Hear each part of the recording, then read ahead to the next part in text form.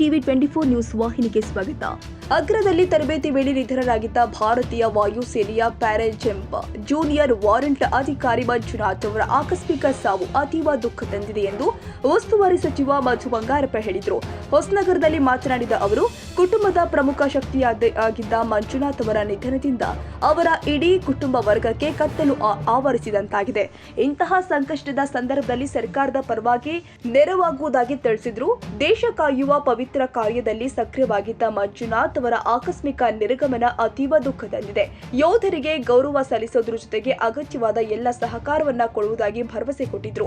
ಯೋಧ ಮಂಜುನಾಥ್ ಅವರು ಪ್ರಾಥಮಿಕ ವ್ಯಾಸಂಗ ಮಾಡಿದ್ದ ಸಂಕೂರಿನ ಶಾಲೆಯ ಸರ್ವಾಂಗೀಣ ವಿಕಾಸಕ್ಕೆ ಸ್ಥಳೀಯರು ಮನವಿ ಮಾಡಿಕೊಂಡಿದ್ದು, ಅವರ ಕೋರಿಕೆಯಂತೆ ಮುಂದಿನ 15 ದಿನದ ಒಳಗಾಗಿ ಅಭಿವೃದ್ಧಿ ಕಾರ್ಯ ಕೈಗೆತ್ತಿಕೊಳ್ಳಲಾಗಿದೆ ಎಂದಿದ್ದಾರೆ. ಅಲ್ಲದೆ ಸ್ಥಳೀಯರು ಗ್ರಾಮ ಪಂಚಾಯಿತಿಯ ವ್ಯಾಪ್ತಿಯಲ್ಲಿ ಯೋಧನ ಪುತ್ಥಳಿ ಅನಾವರಣಗೊಳಿಸುವ ವಿಷಯವನ್ನ ಪ್ರಸ್ತಾಪಿಸಿದ್ದಾರೆ. ಅಲ್ಲದೆ ಅನುಮತಿಗಾಗಿ ಕೋರಿದ್ದಾರೆ. ಪುತ್ಥಳಿಯ ನಿರ್ಮಾಣಕ್ಕೆ ಅಗತ್ಯ ಸಹಕಾರ ಕೊಡಲಾಗುತ್ತೆ ಎಂದಿದ್ದಾರೆ. ಇವತ್ತು ಏನು ಮಂಜುನಾಥ್ ಅವರ ಅವ್ರನ್ನ ನಾವು ಕಳ್ಕೊಂಡಿದ್ದೀವಿ, ಒಂದು ದೇಶದ ಒಬ್ಬ ಯೋಧನನ್ನು, ಅವರು ಕುಟುಂಬಕ್ಕೆ. ಯಾಕೆಂದರೆ ಅವತ್ತು ನಾನು ಬರೋಕ್ಕಾಗಲಿಲ್ಲ, ನಾನು ಹೊರದೇಶದಲ್ಲಿದ್ದೆ. ಅವರು ಕುಟುಂಬಕ್ಕೆ ಹೋಗಿ ನಾವು ನಮ್ಮ ಮುಖಂಡರೆಲ್ಲರೂ ಕೂಡ ಸಾಂತ್ವನ ಹೇಳೋದು, ಒಂದು ಜೊತೆಗೆ ಧೈರ್ಯ ಹೇಳೋದು ಭಾಳ ಕಷ್ಟ ಆಗುತ್ತೆ. ಅವ್ರ ತಾಯಿಯವರ ಮತ್ತು ಅವ್ರ ಮನೆಯವರು ರೋದನೆ ಎಲ್ಲ ನೋಡಿದರೆ ಭಾಳ ಕಷ್ಟ ಆಗುತ್ತೆ. ಇದು ಬರೀ ಅವ್ರ ಕುಟುಂಬಕ್ಕಲ್ಲ, ಇಡೀ ದೇಶದ ಜೊತೆಗೆ ವಿಶೇಷವಾಗಿ ಈ ಕಡೆ ಭಾಗದಲ್ಲಿ ಅವ್ರಿಗೆ ಭಾಳ ಸ್ನೇಹಿತರು ಅವರೆಲ್ಲರೂ ಕೂಡ ಅವತ್ತು ತುಂಬ ಜನರು ಸೇರಿಕೊಂಡಿದ್ದರು. ಮತ್ತು ಇವತ್ತು ಕೂಡ ಸಾಕಷ್ಟು ಜನರು ಅವ್ರ ಮುಖಂಡರು ಮತ್ತು ಅವ್ರ ಪರಿಚಯ ಇರೋರೆಲ್ಲರೂ ಕೂಡ ಭೇಟಿ ಮಾಡಿದಾಗ ಅವ್ರ ಕುಟುಂಬಸ್ಥರು ಎಲ್ಲರೂ ಕೂಡ ಕೆಲವು ಮನವಿಯನ್ನು ಕೂಡ ಕೊಟ್ಟಿದ್ದಾರೆ ಅವ್ರ ಪರವಾಗಿ. ಅವ್ರು ಓದಿರ್ತಕ್ಕಂಥ ಶಾಲೆಗೆ ಕೆಲವು ಅಭಿವೃದ್ಧಿ ಕೆಲಸವನ್ನು ಅದನ್ನು ಆದಷ್ಟು ಬೇಗ ನಾನು ಒಪ್ಕೊಂಡಿದ್ದೀನಿ ಸರ್ಕಾರದ ವತಿಯಿಂದ. ಯಾಕಂದರೆ ನಾನೇ ಎಜುಕೇಷನ್ ಮಿನಿಸ್ಟ್ರಿ, ನಾವು ಓದಿರ್ತಕ್ಕಂಥ ಶಾಲೆ ಡೆವಲಪ್ ಮಾಡೋದು ನನ್ನ ಕರ್ತವ್ಯ ಆಗುತ್ತೆ.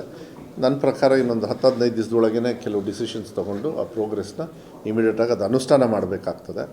ಅದ್ರ ಜೊತೆಗೆ ಗ್ರಾಮ ಪಂಚಾಯತಿ ಇದನ್ನು ಕೂಡ ಆ ಗ್ರಾಮ ಪಂಚಾಯತಿಯಲ್ಲಿ ಇರೋದ್ರಿಂದ ಅವರು ಅವರ ಹೆಸರಲ್ಲಿ ಮತ್ತು ಅವ್ರದ್ದು ಒಂದು ಪ್ರತಿಮೆನ ಒಂದು ಪುತ್ಥಳಿಕೆಯನ್ನು ಮಾಡಬೇಕು ಅಂತ ಮನವಿಯನ್ನು ಕೊಟ್ಟಿದ್ದಾರೆ. ಅದಕ್ಕೂ ಕೂಡ ನಾನು ಹೇಳಿದ್ದೀನಿ, ಅದೇನು ಸರ್ಕಾರದಿಂದನೇ ಮಾಡಬೇಕು. ಪಾಪ ಅವರೆಲ್ಲ ನಾವೇ ಎಲ್ಲ ಮಾಡ್ತೀವಿ, ಪರ್ಮಿಷನ್ ಬೇಕಂದ್ರೆ ಹೇಳಿದ್ರೆ ಗ್ರಾಮ ಪಂಚಾಯತಿಯವ್ರು ಪರ್ಮಿಷನ್ ಕೊಟ್ಟ ಮೇಲೆ ಇನ್ನೇನು ಬೇಡ ಅವರಿಗೆ ಗೌರವವನ್ನು ಗ್ರಾಮ ಪಂಚಾಯತಿಯವರು ಏನು ಉದ್ದೇಶ ಇಟ್ಕೊಂಡಿದ್ದಾರೆ ಅದಕ್ಕೆ ನಾವು ಕೂಡ ನಮ್ಮೆಲ್ಲ ಥರದ ಸಹಕಾರವನ್ನು ನಾವು ನಮ್ಮ ಮುಖಂಡರು ಒಂದು ಕಡೆ ಪಕ್ಷದಿಂದನೂ ಮಾಡ್ತೀವಿ. ಯಾಕೆಂದರೆ ನಮ್ಮ ಸರ್ಕಾರ ಅಧಿಕಾರದಲ್ಲಿದೆ, ಸರ್ಕಾರದಿಂದನೂ ಮಾಡಬೇಕಾಗುತ್ತೆ. ಅದ್ರ ಜೊತೆಗೆ ಆ ಹೆಣ್ಣುಮಗಳು ಏನು ಮಂಜುನಾಥ್ ಅವರ ಧರ್ಮಪತ್ನಿ ಇದ್ದಾರೆ, ಅವರಿಗೆ ಅವರ ತಂದೆ ತಾಯಿಯವರು ಕೂಡ ಮಾತಾಡಿ ಮುಂದೆ ಏನಾದ್ರು ಸಹಕಾರ ಆಗ್ತದೆ ಅಂಥೇಳಿ. ನನಗೆ ಗೊತ್ತಿರೋ ಪ್ರಕಾರ ಗೌರ್ಮೆಂಟ್ ಆಫ್ ಇಂಡಿಯಾ, ಭಾರತ ದೇಶದ ಸರ್ಕಾರ ಇರ್ಬೋದು, ಭಾರತ ಸರ್ಕಾರ ಇರ್ಬೋದು, ಕರ್ನಾಟಕ ರಾಜ್ಯ ಸರ್ಕಾರ ಇರ್ಬೋದು, ಆನ್ ಡ್ಯೂಟಿಯಲ್ಲಿ ಆಗಿರೋದನ್ನು ಅದು ಕೆಲವು ರೂಲ್ಸ್ ಆ್ಯಂಡ್ ರೆಗ್ಯುಲೇಷನ್ಸ್ ಇರುತ್ತೆ. ಅದು ನಾನು ಇಲ್ಲಿ ಕರೆಕ್ಟಾಗಿ ನಾನು ಒಂದೇ ಸತಿ ಹೇಳೋಕ್ಕಾಗಲ್ಲ. ಅದೇನು ಅರ್ಹತೆ ಇದೆ ಅವರಿಗೆ ಅದು ನಾವು ಸರ್ಕಾರದ ವತಿಯಿಂದ ಮಾಡಬೇಕಾಗುತ್ತೆ. ನಮ್ಮ ಸರ್ಕಾರದಿಂದ ಏನು ಅಂತಕ್ಕಂಥದ್ದು ಅವ್ರೇನು ಹೇಳಲಿಲ್ಲ. ಅದನ್ನು ನಾನು ಮುಂದಸ್ತಿಕೆ ಮಾಡಿಕೊಂಡು ಕೆಲವು ಅಭಿವೃದ್ಧಿ ಕೆಲಸ ಅವ್ರ ಹೆಸರಲ್ಲಿ ಇರ್ಬೋದು, ಬೇರೆ ಬೇರೆ ರೀತಿಯಲ್ಲಿ ಬಟ್ ಒಂದು ರಕ್ಷಣೆ ಕೊಡಬೇಕಾಗುತ್ತೆ. ಯಾಕೆಂದರೆ ಒಂದು ಕಡೆಗೆ ಯೋಧ, ಇನ್ನೊಂದು ಕಡೆಗೆ ಮನೆಯಲ್ಲಿ ದುಡಿಮೆ ಮಾಡ್ತಕ್ಕಂಥ ಒಬ್ಬ ವ್ಯಕ್ತಿನ ಕಳ್ಕೊಂಡಾಗ ಅದು ತೊಂದರೆ ಆಗ್ತದೆ ಅವ್ರ ಕುಟುಂಬಕ್ಕೆ. ಅದನ್ನು ಯಾವ ರೀತಿ ನಾವು ನಿಭಾಯಿಸಬೇಕು ಅದನ್ನು ಸರ್ಕಾರದ ವತಿಯಿಂದ ಆ ಜವಾಬ್ದಾರಿನೂ ಕೂಡ ನಾವು ತಗೊಂಡು ಶೀಘ್ರದೊಳಗೆ, ಇದು ಲೇಟ್ ಆಗೋಂಗಿಲ್ಲ, ಹಾಗೆ ಟಕ್ಕಂತ ಉತ್ತರ ಬಂದುಬಿಡಬೇಕು. ಯಾಕೆಂದರೆ ಇದಕ್ಕೆಲ್ಲ ಸಮಯ ಕಾಲಹರಟೆ ಮಾಡಬಾರ್ದು. ಅವ್ರ ಬ್ರದರು ಕೂಡ ಇದ್ದಾರೆ, ಅವರು ಕೂಡ TCSಲ್ಲಿ ವರ್ಕ್ ಫ್ರಮ್ ಹೋಮ್ ಮನೆಯಿಂದನೇ ಕೆಲಸ ಮಾಡ್ತಾಯಿದ್ದಾರೆ. ಅವ್ರ ತಂದೆಯವ್ರಿಗೂ ಸ್ವಲ್ಪ ಹುಷಾರಿಲ್ಲ, ಇಬ್ಬರು ಹೆಣ್ಣುಮಕ್ಕಳು ಮದುವೆ ಆಗಿ ಬೇರೆ ಬೇರೆ ಕಡೆಗೆ ಸೆಟ್ಲ್ ಆಗಿದ್ದಾರೆ. ಅವ್ರ ಅಳಿಯಂದರು ಎಲ್ಲರೂ ಕೂಡ ಇದ್ದರು. ಅವ್ರು ಏನಿದೆ ಮತ್ತು ಅವ್ರಿಗೇನೇನು ಸಹಕಾರ ಬೇಕು ಸರ್ಕಾರದ ವತಿಯಿಂದ ಮತ್ತು ವೈಯಕ್ತಿಕವಾಗಿ ಕೂಡ ಎಲ್ಲರೂ ಕೂಡ. ಯಾಕೆಂದರೆ ಇದು ಸರ್ಕಾರ ಒಂದೇ ಅಲ್ಲ, ಯಾಕೆಂದರೆ ಎಲ್ಲ ಗೊತ್ತಿರ್ತಕ್ಕಂಥದ್ದು, ಮನಸ್ಸಿಗೆ ನೋವಾಗುತ್ತೆ ನೋಡಿ. ಟ್ರೈನಿಂಗ್ ಕೊಡ್ತಕ್ಕಂಥ ವ್ಯಕ್ತಿ ಹಿಂಗಾದ ತಕ್ಷಣ ಅದು ಭಾಳ ಮನಸ್ಸಿಗೆ ನೋವಾಗ್ತದೆ. ಎಲ್ಲ ಒಬ್ಬ ಯೋಧನ ಕಳ್ಕೊಂಡ್ರೆ ಎಲ್ಲ ಇಡೀ ಭಾರತ ದೇಶದಲ್ಲಿ, ಯಾಕೆಂದ್ರೆ ದೇಶ ಕಾಯ್ತಾನ ಅವನು, ದೇಶ ಒಂದು ಮನೆ ಇದ್ದಂಗೆ.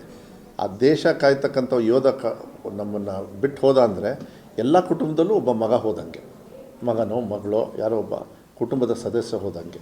ಅದು ಬಹಳ ಮುಖ್ಯ. ಅದು ನಾವೆಲ್ಲ ಅರ್ಥ ಮಾಡಿಕೊಂಡು ಅದನ್ನು ಮುಂದಿನ ದಿನಗಳಲ್ಲಿ ಇಂಥ ಚಿಂತನೆಯಲ್ಲಿ ನಾವು ಹೋದಾಗ ಮಾತ್ರ ನಮ್ಮ ದೇಶದ ಒಂದು ಒಳ್ಳೆ ಭಾವನೆ, ಬಾಂಧವ್ಯ, ಪ್ರೀತಿ, ವಿಶ್ವಾಸ, ಆಮೇಲೆ ಯೋಧರ ಮೇಲೆ ಅತಿ ಹೆಚ್ಚು ಗೌರವ ಬರ್ತದೆ. ಈಗ ನಾವು ಹೆಂಗೆ ರೈತರಿಗೆ ಹೊಟ್ಟೆಗೆ ಅನ್ನ ಕೊಡ್ತಾರೆ, ಹೊಟ್ಟೆ ಕಾಯ್ತಾರೆ, ಅವರಿಗೆ ನಾವು ಏನು ಗೌರವ ಕೊಡಬೇಕು ಅದನ್ನು ನಾವು ಮಾಡಬೇಕು. ಅದೇ ರೀತಿ ದೇಶ ಕಾಯೋರಿಗೂ ಕೂಡ ಆ ಗೌರವವನ್ನು ಮಾಡಬೇಕಾಗ್ತದೆ. ಅವ್ರು ಓದಿರ್ತಕ್ಕಂಥ ಶಾಲೆ ಜವಾಬ್ದಾರಿಯನ್ನು ನನ್ನ ಇಲಾಖೆಯಿಂದ ನಾನು ತಗೊಳ್ತೇನೆ. ಕನ್ನಡಿಗರ ಮೆಚ್ಚಿನ ನಿಮ್ಮ ಟಿವಿ 24 ಕನ್ನಡ ನ್ಯೂಸ್ ವಾಹಿನಿ ಇದೀಗ ಟಿವಿಯಲ್ಲಿ ಲಭ್ಯ. ಕರ್ನಾಟಕ ಮತ್ತು ದೇಶ ವಿದೇಶದ 360 ಡಿಗ್ರಿ ಸುದ್ದಿ ಹಾಗೂ ಉತ್ತರ ಕರ್ನಾಟಕ, ಬೆಳಗಾವಿ, ಬಾಗಲಕೋಟೆ, ಧಾರವಾಡ, ಹಾವೇರಿ, ಗದಗ, ಬಿಜಾಪುರ ಜಿಲ್ಲೆಯ ಕ್ಷಣ ಕ್ಷಣದ ವಿವರವನ್ನ ಪಡೆಯುವುದಕ್ಕೆ ಟಿವಿ 24 ಕನ್ನಡ ನ್ಯೂಸ್ ವಾಹಿನಿಯನ್ನ ಲೈಕ್ ಮಾಡಿ, ವಿಡಿಯೋಗಳನ್ನ ಶೇರ್ ಮಾಡಿ, ಕಮೆಂಟ್ ಮಾಡುವ ಮೂಲಕ ನಮ್ಮ ವಾಹಿನಿಗೆ ಸಹಕಾರ ನೀಡಿ ಮತ್ತು ಚಾನೆಲ್ ಅನ್ನ ಸಬ್ಸ್ಕ್ರೈಬ್ ಮಾಡಿ. Thank you.